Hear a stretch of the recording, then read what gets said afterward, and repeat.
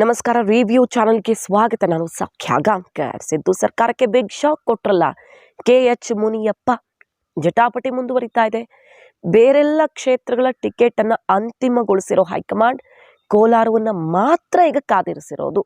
ಈ ಹೊತ್ತಲ್ಲಿ Muniyappa big bomb ಸಿಡಿಸಿದ್ದಾರೆ. ಅಷ್ಟೇ ಅಲ್ಲ, ಬಂಡಾಯದ ಬಾವುಟ ಹಾರ್ತಿದೆಯಲ್ಲ, ಈ ಟೈಮಲ್ಲಿ ಟಿಕೆಟ್ ಅಂತಿಮಗೊಳಿಸೋದ್ರಲ್ಲಿ ಬಹುತೇಕ ಸಿದ್ದರಾಮಯ್ಯನವರು ತನ್ನ ಕೈ ಮೇಲಾಗಿಸ್ಕೊಂಡಿರೋ ಟೈಮಲ್ಲಿ ಕುರ್ಚಿ ಶಾಕ್ ಕೊಟ್ರ DK. ಮಾಹಿತಿ ಮುಂದೆ ಇಡ್ತಾ ಇದ್ವಿ. ಮಿಸ್ ಮಾಡಿದ್ರೆ ನಮ್ಮ ಚಾನಲ್ನ ಸಬ್ಸ್ಕ್ರೈಬ್ ಮಾಡಿ, ಹಾಗೆ ನಿಮ್ಮ ಅಭಿಪ್ರಾಯ ಕಮೆಂಟ್ ಮಾಡಿ ತಿಳಿಸಿ. ಎಸ್ ವೀಕ್ಷಕರೇ, ಕೋಲಾರ ಟಿಕೆಟ್ ಮಾತ್ರ ಫೈನಲ್ ಆಗಿಲ್ಲ. ಚಾಮರಾಜನಗರ, ಚಿಕ್ಕಬಳ್ಳಾಪುರ, ಬಳ್ಳಾರಿ ಎಲ್ಲ ಈಗ ಹೆಸರು ಅನೌನ್ಸ್ ಆಗಿರೋದು. 3 ಹೆಸರುಗಳನ್ನ ಅಂತಿಮಗೊಳಿಸಿದ್ದು. ಕೋಲಾರ ಮಾತ್ರ ಕಗ್ಗಂಟಾಗಿ ಉಳ್ಕೊಂಡಿದೆ. ಆದರೆ ಮುನಿಯಪ್ಪನವರ ಅಳಿಯ ಚಿಕ್ಕಪೆದ್ದಣ್ಣ ಅವ್ರಿಗೆ ಟಿಕೆಟ್ ತಪ್ಪೋದು ಫಿಕ್ಸ್ ಆಗಿದೆ.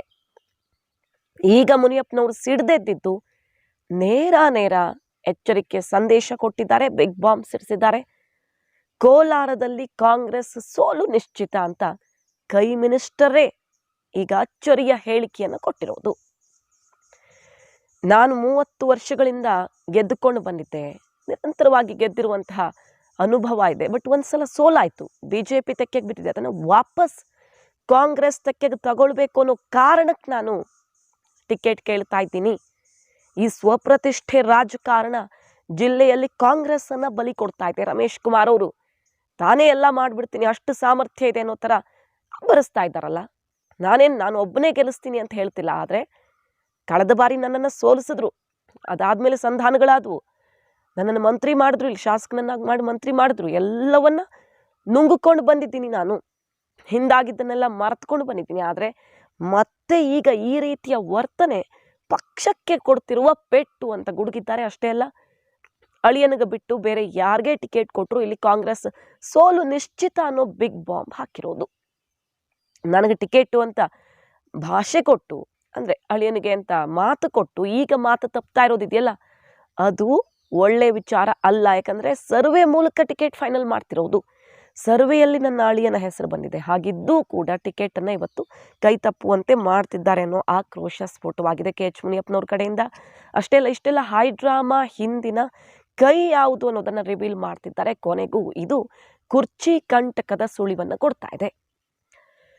ಕೋಲಾರದಲ್ಲಿ ಶಾಸಕರ ಮಾತು ಕೇಳ್ತಾರೆ ಸಿದ್ದರಾಮಯ್ಯನವರು. ಪಾಪ ಯಾರಿಗೆ ಟಿಕೆಟ್ ಕೊಡಬೇಕು ಅನ್ನೋದಕ್ಕೆ ಶಾಸಕರ ಅಭಿಪ್ರಾಯ ಕೇಳ್ತಾರೆ. ಆದರೆ ಪಕ್ಕದ ಚಿಕ್ಕಬಳ್ಳಾಪುರದಲ್ಲಿ ಯಾಕೆ ಶಾಸಕರ ಅಭಿಪ್ರಾಯಕ್ಕೆ ಬೆಲೆ ಇಲ್ಲ?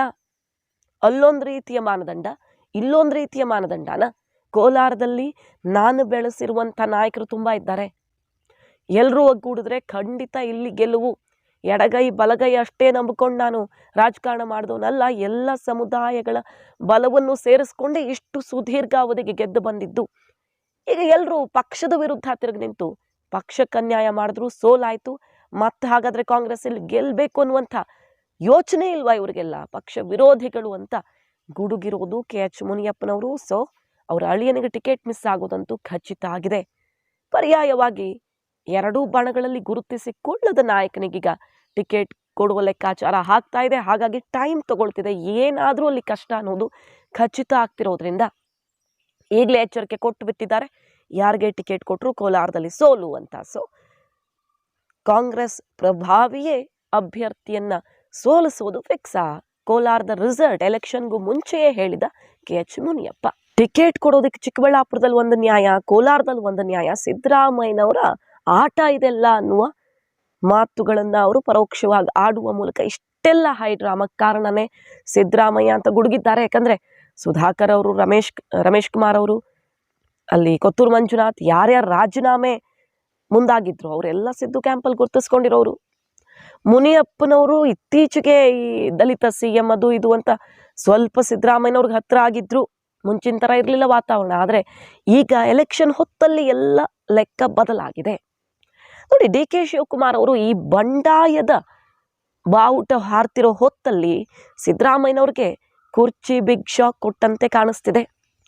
ಮುನಿಯಪ್ಪನವರ ಬೆನ್ನಿಗೆ ನಿಂತ DK ಶಿವಕುಮಾರ್ ನಿಮ್ಮ ಅಳಿಯನಿಗೆ ಟಿಕೆಟ್ ಖಚಿತ ಅಂತ ಭರವಸೆ ಕೊಟ್ಟು ಹೈಕಮಾಂಡ್ ಮೂಲಕ ಓಕೆ ಮಾಡಿಸಿದ್ದ DK ಶಿವಕುಮಾರ್, ದಲಿತ CM ಕೂಗನ್ನ ಕೈ ಬಿಡಬೇಕು ನೀವು, ನಾಳೆ ನನ್ನ ದಾರಿಗೆ ಅಡೆತಡೆಯಾಗಿ ಇರಬೇಡಿ ಅನ್ನುವ ಸ್ಪಷ್ಟ ಸಂದೇಶವನ್ನು ರವಾನಿಸಿ ಅವರ ಬಲವನ್ನು ಪಡ್ಕೊಂಡೇ ಇಷ್ಟೆಲ್ಲ ಬೆಳವಣಿಗೆಗೆ ಒಂದು ರೀತಿಯಲ್ಲಿ ಕಾರಣ ಆದ್ರ ಮುನಿಯಪ್ಪನವರು ಸಿಡಿದೆದ್ರು ಅಂದ್ರೆ ಯಾಕೆ?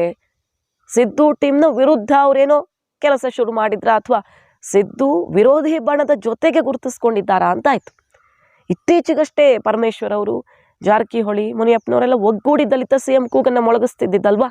ಬಟ್ ಈಗ ಮುನಿಯಪ್ಪನವರು ವರಸೆ ಬದಲಾಗಿದೆ. ನಾಳೆ ಮುಖ್ಯಮಂತ್ರಿ ಬದಲಾವಣೆ ವಿಚಾರ ಬಂದಾಗ ನನ್ನ ಮೇಲೆ ನಿಲ್ಲಬೇಕು ಅಂತ DK ಶಿವಕುಮಾರ್ ಅಭಯ ಪಡೆದುಕೊಂಡ್ರ. ಈ ಕಡೆ ಚಿಕ್ಕಬಳ್ಳಾಪುರದಲ್ಲಿ ರಕ್ಷಾರಾಮಯ್ಯ ಅವ್ರಿಗೆ ಟಿಕೆಟ್ ಫೈನಲ್ ಆಗಿದೆ. ಬಟ್ ಶಿವಶಂಕರ್ ರೆಡ್ಡಿ ಕೊನೆ ಕ್ಷಣದವರೆಗೂ ಎಚ್ಚರಿಕೆ ಕೊಟ್ಟಿದ್ದಾರೆ. ಈಗಲೂ ಅವರು ಯಾವುದೇ ಕ್ಷಣದಲ್ಲಿ ರಾಜೀನಾಮೆ ಕೊಡಬಹುದು, BJP ಸೇರಬಹುದು ಅಥವಾ ಕಾಂಗ್ರೆಸ್ನಲ್ಲೇ ಇದ್ರೂ ಕೂಡ ಒಳ ಏಟು ಕೊಡುವ ಸಾಧ್ಯತೆ ಇದೆ. ಶಿವಶಂಕರ್ ರೆಡ್ಡಿ ಬೆನ್ನಿಗೆ ನಿಂತಿದ್ದು DK ಅನ್ನುವಂಥ ಚರ್ಚೆ ಇದೆ. ಸೊ ಪ್ರತಿ ಜಿಲ್ಲೆಯಲ್ಲೂ ಕೂಡ ತನ್ನ ಬಣವನ್ನು ಮತ್ತಷ್ಟು ಗಟ್ಟಿಗೊಳಿಸ್ಕೊಳ್ತಿದ್ದಾರೆ. ಸಿದ್ದು ವಿರೋಧಿಸುವ ದೊಡ್ಡ ನಾಯಕರನ್ನ ತನ್ನ ಕ್ಯಾಂಪ್ಗೆ ಸೇರಿಸ್ಕೊಳ್ತಿದ್ದಾರೆ. ವಿಜಯಾನಂದ ಕಾಶ್ಯಪ್ನವರು ಸಿದ್ದು ಬಲಗೈ ಬಂಟನಂತೆ ಇದ್ದ, ಸಿದ್ದರಾಮಯ್ಯ ತನ್ನ ಗುರು ಅಂತ ಅವ್ರು ಹೇಳಿದ್ದನ್ನು ಚಾಚು ತಪ್ಪದೆ ಪಾಲಿಸ್ತಾ ಇದ್ದ ವಿಜಯಾನಂದ ಕಾಶ್ಯಪ್ನವರು ಸಿಡಿದಿದ್ದಾರೆ. ಯಾಕಂದರೆ ವೀಣಾ ಅವ್ರಿಗೆ ಟಿಕೆಟ್ ಸಿಕ್ಕಿಲ್ಲ, ನಮಗೆ ಪೂರಕವಾಗಿತ್ತು ವಾತಾವರಣ, ಅನ್ಯಾಯ ಮಾಡಿದ್ರು ಅಂತ ಸಿಡಿದದ್ದು ಅಲ್ಲಿ ನೋಡಿದ್ವಿ ವಾತಾವರಣ. ಕೊನೆಗೆ ಸಿದ್ದರಾಮಯ್ಯನವರೇ ಸಿಟ್ಟು ಮಾಡ್ಕೊಂಡಿದ್ದಾರೆ. KPCC ಮಹಿಳಾ ಘಟಕದಲ್ಲಿ ಜವಾಬ್ದಾರಿ ಕೊಡ್ತೀವಿ ಅಂತೆಲ್ಲ ಹೇಳಿದ ಮೇಲೂ ಸಿಟ್ಟು ಮತ್ತೊಂದು. ಇದು ಶೋಭೆ ತರಲ್ಲ, ಕೊಟ್ಟಾಗಿದೆ ಟಿಕೆಟನ್ನು, ಸುಮ್ಮನೆ ಕೆಲಸ ಮಾಡಿ ಅಂತ ಎಚ್ಚರಿಕೆ ಕೊಟ್ಟು ಬಂದರು. ಸೊ ಇದೆಲ್ಲ ವಿಜಯಾನಂದ ಕಾಶ್ಯಪ್ನ ಟೀಮ್ ಸಿಟ್ಟಾಗುವಂತೆ ಮಾಡಿದೆ. ಸಿದ್ದರಾಮಯ್ಯ ಟೀಮ್ನ ಒಬ್ಬ ಒಳ್ಳೆ ನಾಯಕ, ಅತ್ಯಂತ ನಿಷ್ಠೆಯಿಂದ ಇದ್ದ ನಾಯಕ ಇವತ್ತು ಸಿದ್ದರಾಮಯ್ಯ ವಿರುದ್ಧ ಸಿಡಿದೆದ್ದಿದ್ದಾರೆ. ಈಶ್ವರ್ ಖಂಡ್ರೆಗೆ ಟಿಕೆಟ್ ಕೊಟ್ಟಿರೋದು ಅಲ್ಲೂ ಆಕ್ರೋಶ. ಸೊ ಜಿಲ್ಲಾವಾರು ಎಲ್ಲೆಲ್ಲಿ ಬಂಡಾಯ ಎದ್ದಿದೆಯೋ ಆ ಬಂಡಾಯಗಳೆಲ್ಲ DKಗೆ ಬಲವಾಗಿ ಪರಿಣಮಿಸೋ ಥರ ಕಾಣಿಸ್ತಾ ಇದೆ. ನಾಳೆ ಬಹಳ ಹತ್ತಿರದಲ್ಲಿ ಚುನಾವಣೆ ಮುಗಿತಾ ಇದ್ದ ಹಾಗೆ ಬರುವಂತಹ ಕುರ್ಚಿ ವಾರ್ನಲ್ಲಿ ಅನುಕೂಲಕ್ಕೆ ಬರಬಹುದು ಇದೆಲ್ಲ DK ಶಿವಕುಮಾರ್ಗೆ ಅನ್ನೋ ವಿಚಾರ. ಸೊ ಕೈ ಕ್ಯಾಂಪಲ್ಲಿ ಟಿಕೆಟ್ ಬಡಿದಾಟ ಕಿಡಿ ಹೊತ್ತಿಸಿದೆ. ಆ ಕಿಡಿ ಎಲ್ಲಿಗೆ ಹೋಗಿ ಹೊತ್ತುಕೊಳ್ಳುತ್ತೆ ನಾಳೆ? ಅದೇ ಈಗ ಬಹಳ ಮಹತ್ವ ಪಡ್ಕೊಳ್ತಿರೋದು. ಯಾಕಂದರೆ ಒಬ್ರಿಗೆ ಪೆಟ್ಟು ಬಿದ್ದರೆ ಅದ್ರ ಲಾಭ ಇನ್ನೊಬ್ರಿಗಾಗತ್ತೆ. ಕಾಂಗ್ರೆಸ್ನಲ್ಲಿ ಬಣ ಬಡಿದಾಟ, ಮುಖ್ಯಮಂತ್ರಿ ಕುರ್ಚಿ ಸಂಬಂಧಪಟ್ಟಂತೆ ಜೋರಾಗ್ತಿರೋ ಟೈಮಲ್ಲಿ ಎಲೆಕ್ಷನ್ ಹೊಸ್ತಿಲಲ್ಲಿ ನಿರ್ಣಾಯಕ ಹಂತಕ್ಕೆ ಬಂದು ತಲುಪ್ತಾ ಇದೆ. ಮಾಹಿತಿ ನಿಮ್ಗೆ ಇಷ್ಟ ಆಗಿದ್ರೆ ಮಿಸ್ ಮಾಡಿದ್ರೆ ನಮ್ಮ ಚಾನಲ್ನ ಸಬ್ಸ್ಕ್ರೈಬ್ ಮಾಡಿ, ಹಾಗೆ ನಿಮ್ಮ ಅಭಿಪ್ರಾಯ ಕಮೆಂಟ್ ಮಾಡಿ ತಿಳಿಸಿ. Thank you.